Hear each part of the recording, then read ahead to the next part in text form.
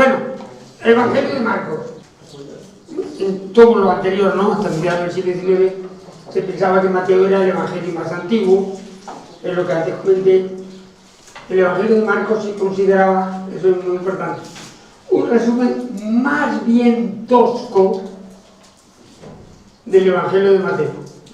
Porque claro, se han suprimido todos, pensando que Mateo era el primero, pero hombre, como hasta todo el discurso de Mateo. O sea, este hombre ha hecho un resumen malo. Si era... A partir del método de la crítica histórica se ha llegado a una conclusión generalizada. El Evangelio de Marcos es el más antiguo. Esto ya nadie lo duda, ¿eh? Nadie lo duda. Se acepta de forma generalizada que el Evangelio de Marcos se escribió antes de la destrucción de Jerusalén. También, Juan Mateo, tras un análisis interno del texto, afirma que este Evangelio se escribió antes del Concilio de Jerusalén, antes del año 49. Y ya digo, Juan Mateo, yo tuve la suerte de tener a Juan Mateo como profesor mío en Roma, y le debo mucho a él, y yo creo que también en algo hemos sido grandes amigos, hasta que murió, grandes amigos, y algo, lo que me fascinaba de él era su cariño a Jesús. ¿Cierto? Se acepta generalmente que el autor del Evangelio es el Juan Marcos que aparece en Hechos. Pues tenemos bastantes datos de este Marcos, ¿sí? Tenemos bastantes datos. No es un ser anónimo. Mira, es hijo de María, en cuya casa estaba reunida la comunidad cristiana cuando Pedro estaba encarcelado. ¿Acordáis de aquel episodio? Hasta que entró un ángel y le desató y volvió a casa de esta María, donde la comunidad cristiana estaba reunida pidiendo por Pedro. O sea que, hijo de esta María.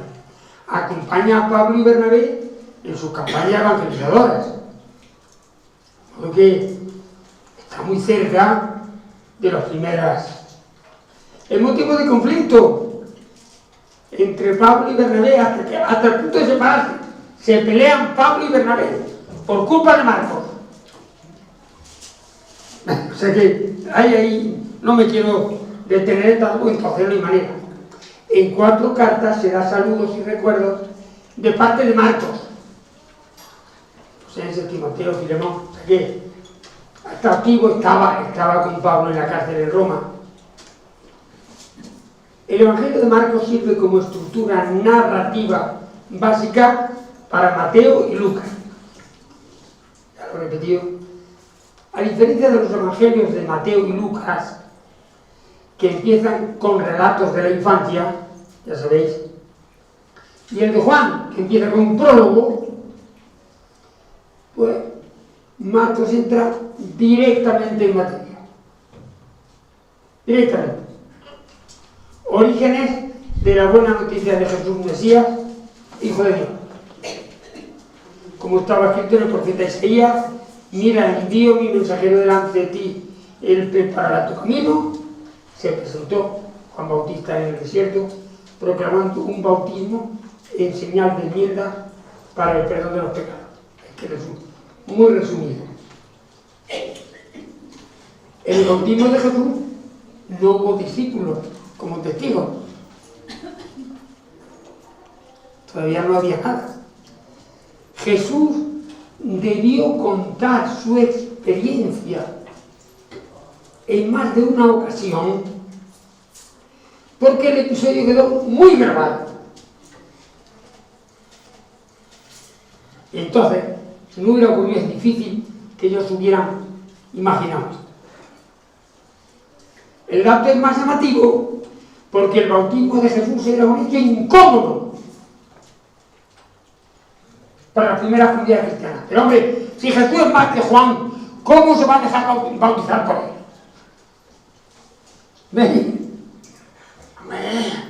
De tal manera que Mateo ya recoge la opinión de la comunidad cristiana esta incomodidad la pone Mateo en boca de Juan Bautista. ¿Soy yo quien necesita que tú me bautices y tú acudes a mí? Lo que decían los de la comunidad cristiana. Y Jesús le da una respuesta que yo digo aquí, una respuesta que podemos llamar políticamente correcta. Que déjame ya, que así es como nos toca cumplir toda justicia. ¿Vale?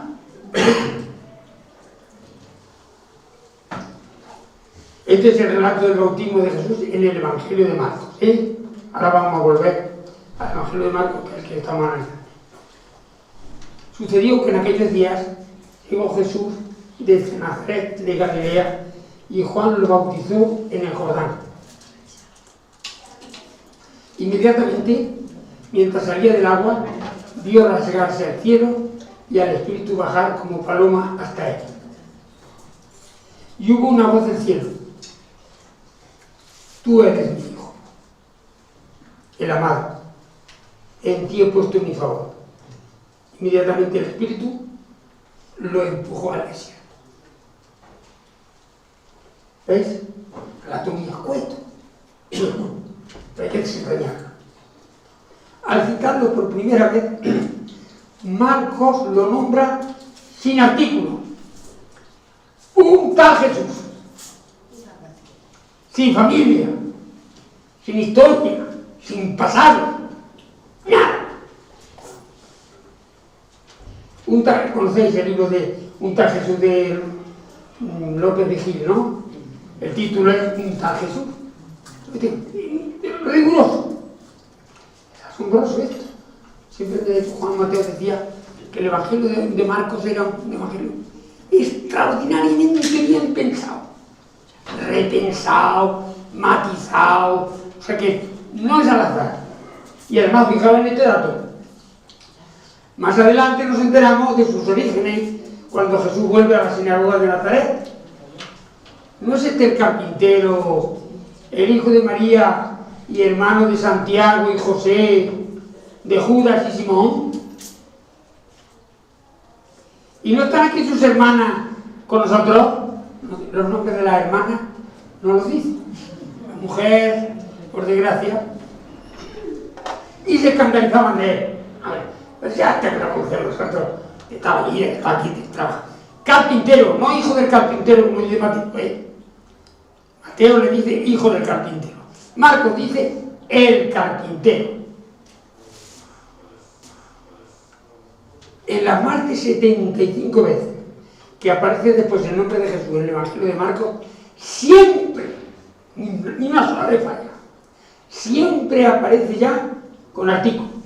Una persona conocida. Hablaban así, como la gente de los pueblos, el Jesús, el Pedro, la María, el Andrés, el Antonio, que es señal de confianza, gente que se conoce. Y entonces el artículo da esa señal de cercanía. O sea que, fijaos, la primera vez, sin artículo, un tal Jesús. A partir de ahí ya es el Jesús. Juan Bautista lo bautiza, pero no lo conoce, ni habla con él. Pasa completamente desapercibido. Hay teologías distintas. Completamente se entera. Todas las que van pasando, uno a otro, lo bautiza.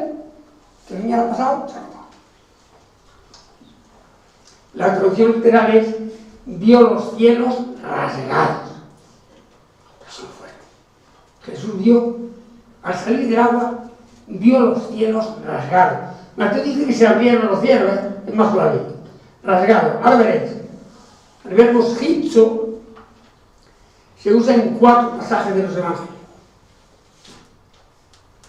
Se rasgan los cielos aquí en el bautismo. Los cielos rasgados. Nadie rasga un vestido nuevo para echar una pieza a un vestido viejo. Pues se estropea el viejo y el nuevo. No arregla el viejo y el nuevo te lo has cargado. Nadie rasga el vestido. Otra vez que sale el verbo este. No dividamos no rasguemos la túnica, dicen los soldados, de la crucifixión, porque sería cargársela. ¿Veis? Es porque esto no está puesto al azar. Tras la muerte de Jesús, se rasga la cortina del santuario. En todos estos pasajes se trata de una acción que no puede recomponerse. Los cielos quedan rasgados. Ha quedado definitivamente abierta la comunicación con la esfera divina, sin posibilidad de cerrarse. Es valiente Marco. El hecho de ver los cielos rasgados es solo de Jesús. Solo Él. Intenta aproximarse a la experiencia de comunicación divina vivida por Jesús. Esa experiencia pasa desapercibida para el resto de la gente. Nadie se entera de nada. Este hombre ha llegado, lo ha bautizado Juan, como a todos los demás. Solo él tiene esa experiencia. Intenta de alguna manera expresarla, formularla. La voz del cielo es también solo para Jesús, cuidado. Es solo para Jesús. Tú eres mi hijo, el amado. En ti he puesto mi favor. Una traducción castiza. Me siento orgulloso de ti. Esa es la traducción literal. Esa es la voz, digámoslo así, que tiene. En Mateo la voz se dirige a la muchedumbre, cuidado. Este es mi hijo. Insisto, hay teologías distintas. Marcos formula la experiencia de Jesús a dos niveles. A través de la vista, ve los cielos rasgados, y a través de la voz. Tú eres mi hijo. Intenta expresar experiencias interiores que son inexpresables, inefables, y es donde es la palabra, con imágenes externas. Se trata de una experiencia interior que no es necesariamente puntual, pero que debió tener un momento de especial intensidad. En ese momento Jesús debió de tener una experiencia muy intensa de cercanía de Dios, que Dios era su Padre. Y lo percibió de una manera especialmente intensa, y así la transmitió. Jesús necesitó digerir y asimilar aquella experiencia. Cuidado. Digerir y asimilar. Este es el sentido de ser empujado por el Espíritu al desierto. Estuvo en el desierto 40 días tentado por Satanás. 40, ya sabéis que es un número simbólico. 40 días.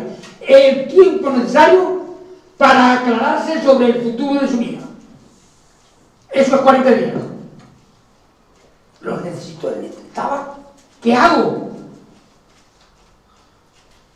¿Qué va a ser de mi vida hasta ahora? ¿A qué me voy a dedicar? Y que eso supuso un revulsivo total, que él necesitó aclararse por dentro. Y entonces ver por dónde. Fue necesario un periodo de reflexión, de profundización interior, para discernir qué iba a hacer de su vida y qué camino debía tomar. Recordamos que Pablo hizo lo mismo tras su experiencia en el camino de Damasco. Se fue al desierto de Arabia. Necesitó aclararse. La experiencia fue tan brutal, de tal manera rompió todos sus esquemas, y bueno, necesitó reposar, sedimentar esa experiencia, sea que, ¿veis? Son fenómenos no extraños. Jesús profundiza a lo largo de su vida en la experiencia de Dios Padre, Abba, como le llama. El único evangelista que utiliza ese nombre, el único evangelista, y además en la oración del huerto, que tiene batalla. Abba, Padre, si es posible, pase de mí este pan. Precisamente la oración del huerto. La experiencia de Dios, Abba, Padre, abre a Jesús hacia la fraternidad universal como el punto central del reinado de Dios. Esto no nos lo han explicado. De verdad, yo lo lamento mucho. Yo he tardado mucho tiempo en descubrirlo. Pero me tendría que ir a otro tema. Y claro, me estoy liado. Ahora pongo aquí algunas características del Evangelio de Marcos, breve, para que podáis hablar. Las cojo de Juan Mateo, dos libros que ha hecho sobre este tema. Es el Evangelio más antiguo, ya lo sabemos, el más breve, el más colorista y el más localista. Los detalles de los lugares, todo eso, infinidad de detalles que los demás ya no tienen. El más narrativo y con frescura en los detalles. Ahora veréis en alguno. Por ejemplo, este que es gracioso. Al salir ellos de la barca, los discípulos de Jesús, enseguida, al reconocerlo, se pusieron a recorrer toda aquella comarca y empezaron a llevar de acá para allá en sus camillas a los que se encontraban mal. Fijaos, hasta donde oían que estaban. ¿Sí? Se ha ido decía que vamos para allá, que no, al otro lado, detrás de los caños, para encontrarse con eso. Qué gráfica, qué narración más gráfica. Donde quiera que entraba, aldeas, pueblos o caseríos, ¿ves? Aldeas, pueblos o caseríos, colocaban en las plazas a los que estaban débiles y les rogaban que les dejase tocar, aunque fuera la orla de su manto. Y cuantos lo iban tocando, se salvaban. No me meto en el tema de los milagros, pues ya. Marcos consigue relatos muy vivos, penetrando en los sentimientos de los personajes. El tema de los sentimientos, por ejemplo, en Mateo no existe. En una narración, por eso, Jesús, muchos datos, se conmueve ante el leproso y lo cura. Se conmueve ante la muchedumbre que andaba como oveja sin pastor. Intuye la forma de pensar de los letrados ante el paralítico. Se apena por la obstinación de los fariseos ante el hombre como en el brazo atrofiado. Como veis, expresa sentimientos, reacciones de las personas. Se encoleriza con los fariseos y con Pedro. Pues Pedro no daba pie con bola al pobre. Reacciona con dureza ante la impotencia de los discípulos para expulsar al espíritu inmundo. Abraza con cariño a los chiquillos. Herodes, ejemplo, otro personaje, escuchaba con perplejidad a Juan Bautista, que le gustaba escucharlo. Dice precisamente que le gustaba, llamaba la atención lo que este hombre decía. Se entristece cuando tiene que hacer honor a su juramento, ya sabéis la historia, y decide cortar la cabeza. Pedro se indigna contra Jesús cuando anuncia por primera vez la pasión. ¿Veis? Una situación de viveza, de plasticidad. No sabe cómo reaccionar en la transfiguración porque estaban aterrados. Las mujeres salen huyendo del sepulcro por el terror y el espanto que les entró. Estos son sentimientos. Marcos no parece tener un plan preconcebido. Esto en Mateo está clarísimo. Bueno, Juan mucho más. No parece tener un plan preconcebido. La realidad se impone, le interpela y Jesús da respuesta a cada situación. Ante un hecho, tiene que reaccionar. Entonces, su forma de actuar entra en conflicto inmediato con la religión oficial, con el poder político. ¿Por qué? Es importante. La experiencia que tiene Jesús de Dios como Padre y de la fraternidad humana le lleva al convencimiento de que lo radical es esa fraternidad, y el que la gente no sufra, o sufra lo menos posible. Y claro, la ley no. Si entra en conflicto y produce sufrimiento humano, este relato es precioso. Vamos, creo que vale la pena. Entró de nuevo en una sinagoga y había un hombre con el brazo atrofiado. Estaban al acecho, que ver tan expresivo. Estaban al acecho. ¿Sabéis lo que es? O sea, tú pones una trampa a un animal, te escondes y estás al acecho para que pique y te cae. Estaban al acecho para ver si lo curaba en sábado y presentar una acusación contra él. Ahora, ejecutó el trapo, Ahora veréis. Le digo al hombre del brazo atrofiado, levántate y ponte en medio.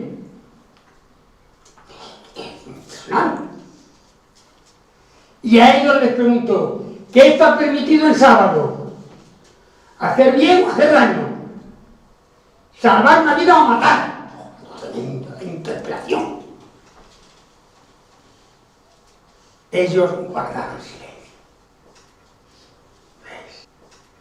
Cuando la religión no está al servicio del ser humano, sino que la ley no se esclaviza. Ellos guardaron silencio. La pregunta era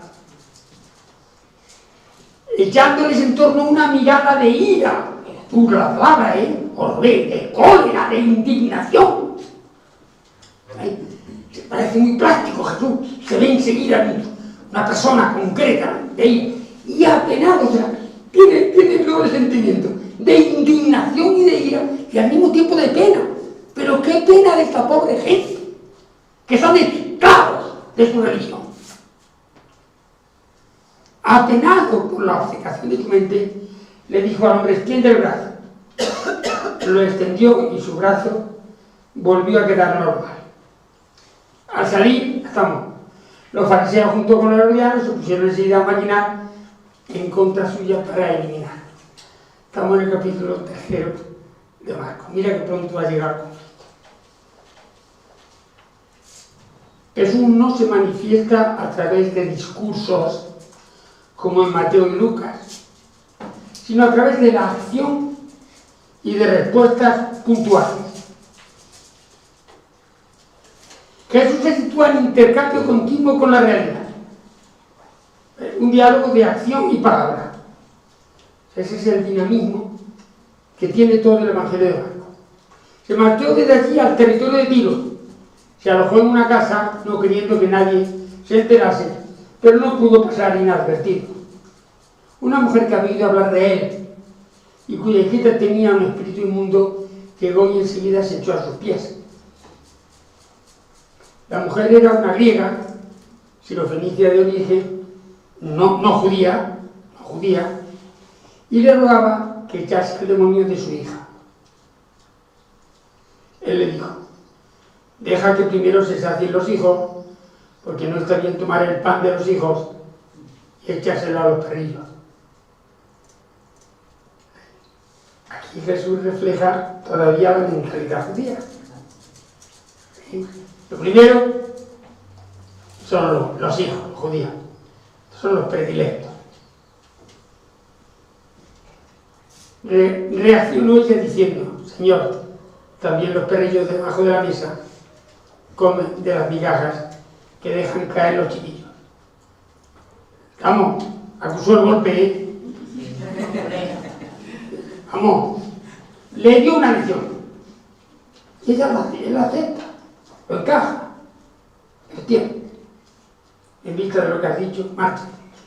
Ya ha salido el demonio de tu hija. al llegar a su casa encontró a la chiquilla tirada en la cama y que el demonio ya había salido. Marcos muestra que Jesús es el hombre. Ya sabéis que el Hijo del Hombre, esa expresión, solo está en boca de Jesús. Nunca nadie se lo dice a él. Siempre es el Hijo del Hombre, que tiene varias. Una traducción, la más sencilla sería un servidor, como se decía. Un servidor, pues en vez de el servidor, no, el Hijo del Hombre. Bueno, pero el Hijo del Hombre, sale 13 veces, es decir, en él se realiza la plenitud humana. Esta es la gran apuesta de Marcos al hablar de Jesús. Es el hombre plenamente perfecto. Para que veáis que el Hijo del Hombre tiene autoridad en la tierra para perdonar pecados, le dice al paralítico: a ti te digo, levántate, carga con tu camilla y márchate a tu casa. Y le dijo: el precepto existió por el hombre, no el hombre por el precepto. Luego el Hijo del Hombre es también Señor del precepto, para tener la libertad absoluta de que la felicidad del ser humano está por encima y es anterior.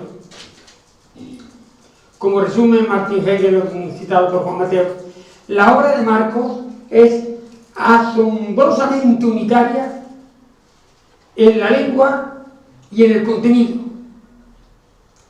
Literaria y teológicamente da la impresión de completa madurez. Juan Mateo me decía siempre, es un evangelio extraordinariamente pensado. Marcos tiene dos relatos donde al compartir el pan se multiplica. Al compartir el pan se multiplica. No lo multiplica Jesús. El milagro es conseguir que la gente comparta. Ese es el gran milagro. Porque cuando se comparte, hay para todo. Y esta es una experiencia que cualquier persona cuando va de campo lo sabe. Anda, siéntate aquí. Viene uno, anda, venga, que hay para todo. Al compartir el pan se multiplica. Al desembarcar de una gran multitud se conmovió porque estaban como ovejas sin pastor y se puso a enseñarle muchas cosas. Como se había hecho ya tarde, se le acercaron sus discípulos y le dijeron: el lugar es un despoblado y es ya tarde, despídelos y que vayan a los caseríos y aldeas de alrededor y se compren de comer. Él le contestó: dadles vosotros de comer. Le dijeron: vamos a comprar panes por 200 denarios para darles de comer. Pues sí. Él les dijo: ¿cuántos panes tenéis? Y de ver. Cuando lo averiguaron le dijeron: 5 y 2 peces, 7. 7, la plenitud. Le mandó que los hicieran recostarse a todos en la hierba verde, formando corros. El Evangelio de Marcos es muy simbólico. Formando corros. ¿Qué es un corro? Corros. Grupos de amigos e iguales, sin número fijo de personas, ni nadie que presida. Joder.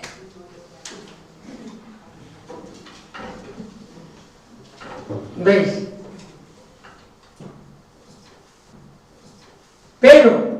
Pero se echaron formando cuadros de 100 y de 50. ¿Y esto qué es? Cuadros de 150, organización establecida por Moisés para administrar justicia. La gente prefiere la sumisión a la libertad. Anda, que no tiene tu implicación en la política. Dejan la responsabilidad en manos de otros.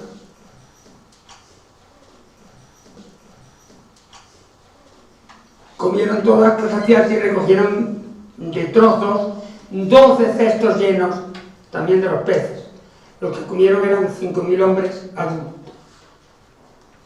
no hay protagonismo de Jesús. No hay reacción de admiración o alabanza por parte de la multitud.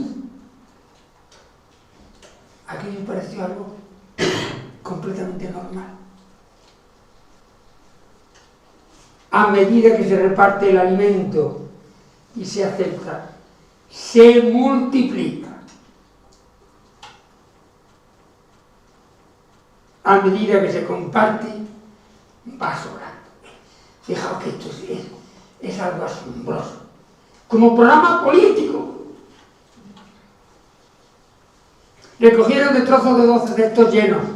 La solidaridad de los pobres es capaz de saciar el hambre de todo Israel. 12 cestos. ¿Ves cómo hay un simbolismo muy fuerte, pero claro, unas interpelaciones, unos trallazos que nos da Marcos, tremendo.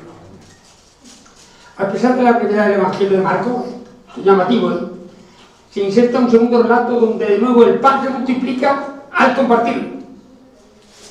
Es sorprendente. Fijaos, en los Evangelios hay 6 relatos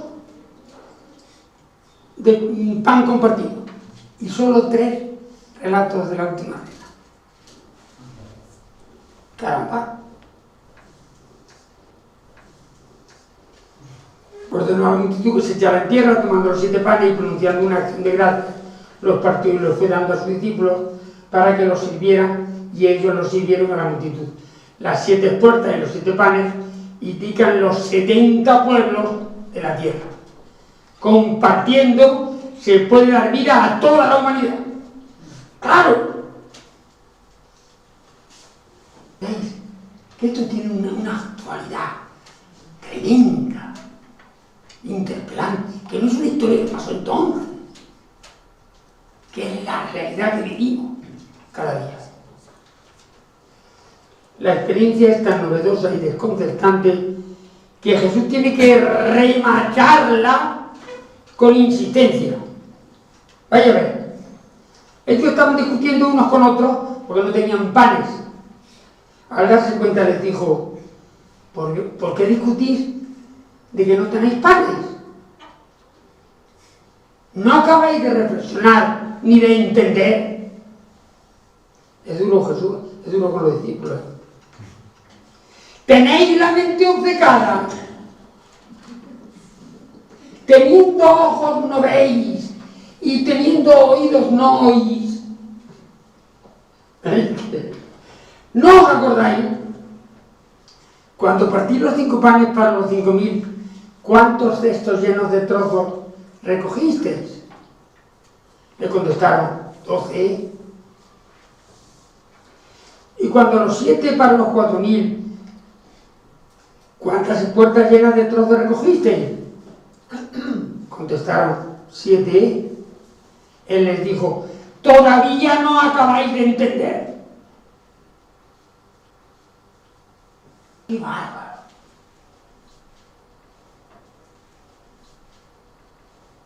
A mitad de su Evangelio Marcos, ¿por dónde voy? A mitad de su Evangelio Marcos sitúa una interpelación que va dirigida a toda persona que cree en Jesús. Esto sí quiero, es muy importante. A mitad del Evangelio. Salió Jesús con sus discípulos para las aldeas de Cesarea de Filipo. En el camino hizo a sus discípulos esta pregunta: ¿quién dicen los hombres que soy yo? Ellos le contestaron: Juan Bautista, otros Elías, otros en cambio uno de los profetas. Entonces él les preguntó: ¿y vosotros quién decís que soy yo? Contestó Pedro diciéndole: tú eres el Mesías. Marcos no dice nada de tú eres Pedro y sobre esta piedra, eso nada. Tú eres el Mesías. Pero él les conminó a que nadie dijera aquello acerca de él. A lo largo de la vida, toda persona creyente que va madurando en la fe tiene que ir respondiendo de forma personalizada a esta misma pregunta: ¿qué es Jesús de Nazaret para mí? Esto es lo que pretende el Evangelio. Vosotros, ¿y tú quién dices que soy yo? Es situarnos ante el mensaje. A partir de esta escena Jesús se encuentra con una gigantesca y doble tarea. Madre mía. Primera, desmarcarse rotundamente del Mesías nacionalista y revanchista que daría a Israel todo el poder religioso y político como único intermediario ante Dios. Esta era la expectativa que ellos tenían del Mesías. Iba a construir, iba a machacar a sus enemigos, Israel iba a ser poderoso y todos tenían que pasar por Israel para acercarse a Dios. Aquí pongo un paréntesis. ¿Os suena la Iglesia Católica es la única religión verdadera? ¿O fuera de la Iglesia no hay salvación? No hay manera. Es que no hay manera. Que no es cerrar puertas, sino abrirlas. ¿Qué es expansionar? Que Jesús de Nazaret es patrimonio de toda la humanidad. Que es patrimonio de los creyentes y de los no creyentes, de toda la humanidad. Porque la fraternidad humana es el gran hallazgo, la gran aportación que ha hecho Él a la riqueza de la humanidad.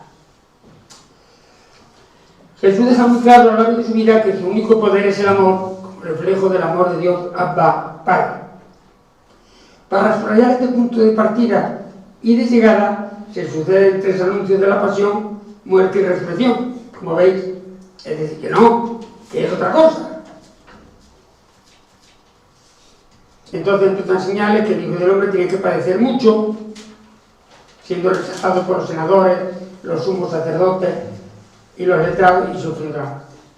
Y a los 3 días resucita. Exponía el mensaje abiertamente. Entonces Pedro, tomándolo aparte, empezó a conminarle. Pero él, volviéndose de cara a sus discípulos, conminó a Pedro, diciéndole: ponte detrás de mí, Satanás. Porque tu idea no es la de Dios, sino la de los hombres. Fijaos que combinar, la definición que da el diccionario de la Real Academia, apremiar con potestad a alguien para que obedezca. Esto es lo que Pedro le dice a Jesús. Lo combina. Porque claro, lo que está detrás es todo nuestro aparato y nuestra estructura mental y religiosa.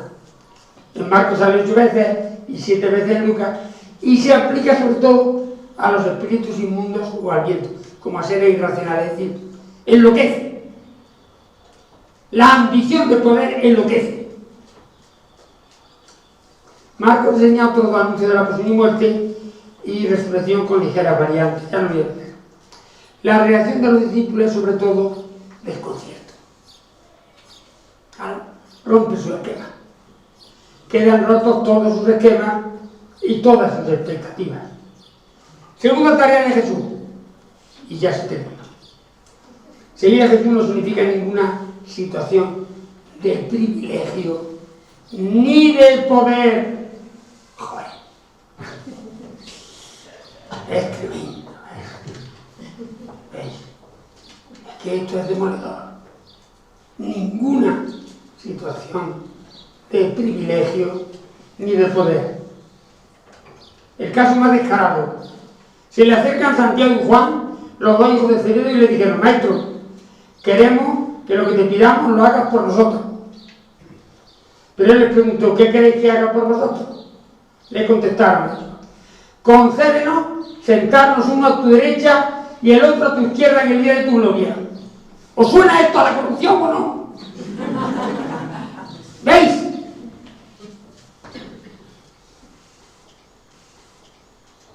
Con todo claro. Oye, nosotros la queremos de taja. No sabéis lo que pedís. coño.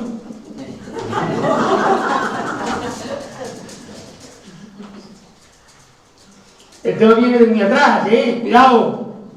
Llegaron a Cafarnaúm. Una vez en la casa le preguntó: ¿de qué hablabais por el camino? Ellos guardaban silencio. Pues en el camino habían discutido entre ellos sobre quién era el más grande.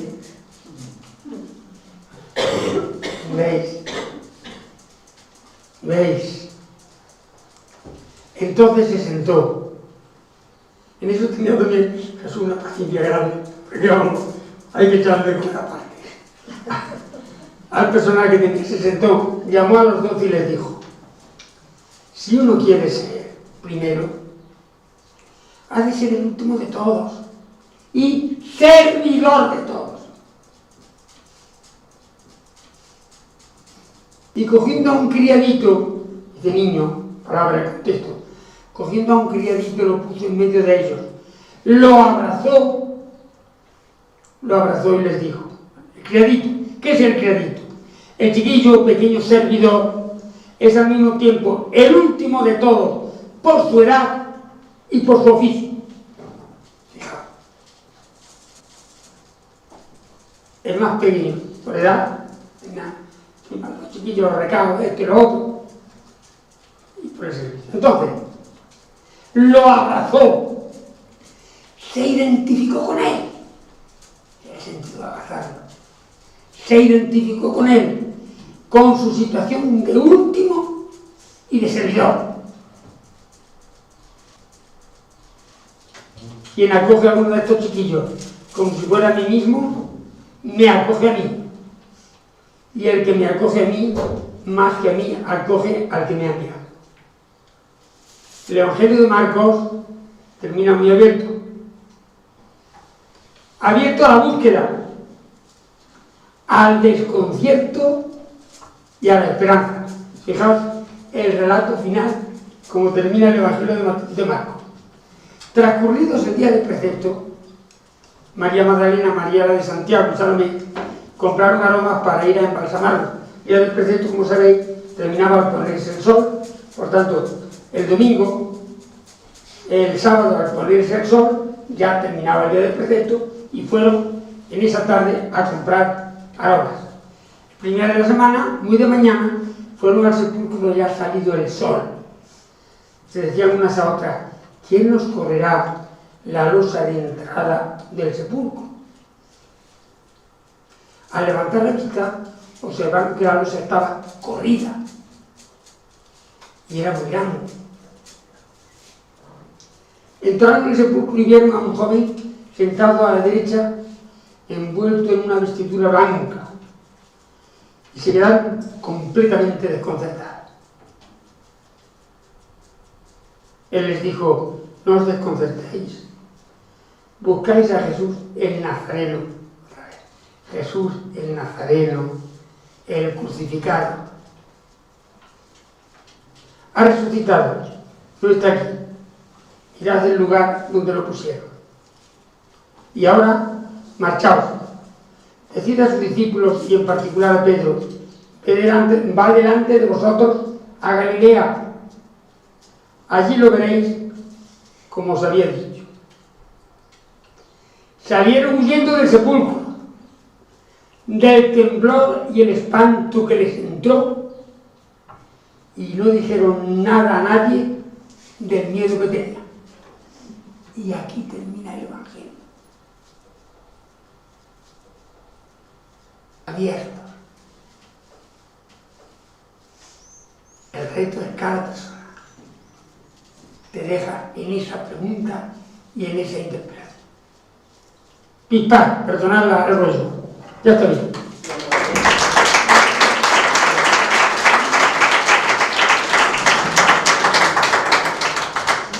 Bueno, si queréis hacer alguna pregunta, alguna cosa, a vuestra disposición.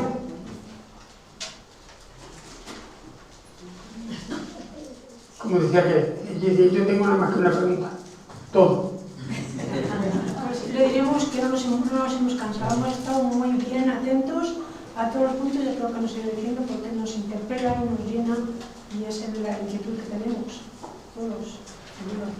Con ilusión hemos estado escuchando. Aunque usted me parecía que con lo que nos contaba de cansarnos nada, que es. O sea, que ya están más vivientes. Sí. Bueno, nos vamos, ¿no? Yo creo que ya... Que yo sí que me gustaría darle las gracias por la naturalidad con que lo ha expresado. Entonces como que se hace más vivo y se hace más... resuena más. Cosas que las hemos oído tantas veces y que también algunas interpretaciones que has hecho dan pie a que nos lo pensemos otra vez de nuevo así.